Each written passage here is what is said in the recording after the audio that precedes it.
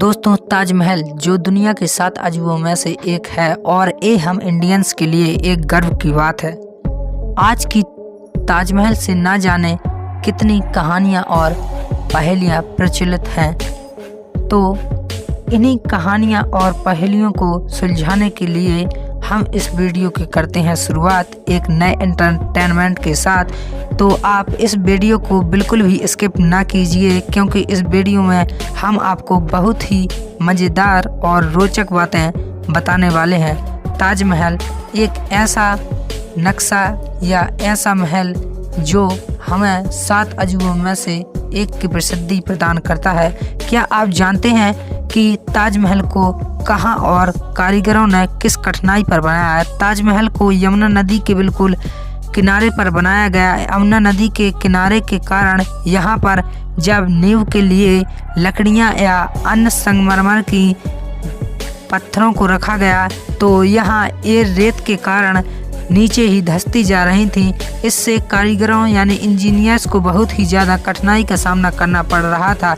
लेकिन इसके कारण इंजीनियर्स ने सबसे पहले उन लकड़ियों को इस पर रखा जो लकड़ियाँ इन गड्ढों को पूरी तरह से भर दें, और इनमें से कुछ ऐसी आवरू और महागनी लकड़ियाँ थीं जो जितनी ज़्यादा नमी पर प्रेशराइज होती हैं वह उतनी ही ज़्यादा स्ट्रॉन्ग होती जाती हैं। इस प्रकार इस ताजमहल की नींव को रखा गया, जिससे कि ताजमहल या अन्य कोई बिल्डिंग बनाई जा सकती है।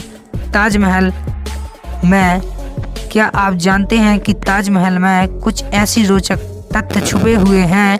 ताजमहल जो कि एक बड़े पत्थरों से नहीं बल्कि आज ही की तरह यानी आधुनिक दुनिया में उपयोग होने वाले ईंटों पर ही बनाया गया, लेकिन इसमें लाल पत्थर और लाल साइड स्टोन लगाए गए, जो कि कारीगरों के नक्काशी के कारण यह संभव हुआ। यह नक्काशी हमारे देश यानी भारत में 10वीं सदी से चली आ रही है, और यहाँ पत्थरों को तराशने की प्रसिद्धि भारत ने मानो एक रहस्य सा रच दिया हो।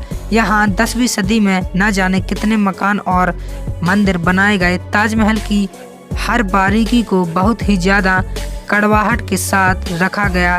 ताजमहल में जो संगमरमर मौजूद होते थे उनकी कटाई एक रेशेदार पत्थर के कारण उन्हें पानी और नरम वायु के कारण काटा जाता था। आज भी अगर ताजमहल पर कोई बारीक आ जाए तो आज भी 300 वर्ष पुरानी वही सीमेंट या अन्य ग्लेशियर जैसी प्रक्रिया से इन्हें भरा जाता है। ताजमहल में न जाने कितने पत्थरों को, जिनमें जेट क्रिस्टल चीन से मंगाए गए और लेपिजियाली अफगानिस्तान से और टर्को और सफाई जैसे गर्सियां अनेक पत्थर अन्य अरबी देशों से मंगाए गए। इस कारण ही ताजमहल की खूबसूरती बहुत ही ज़्यादा सूक्ष्म दिखाई देती है।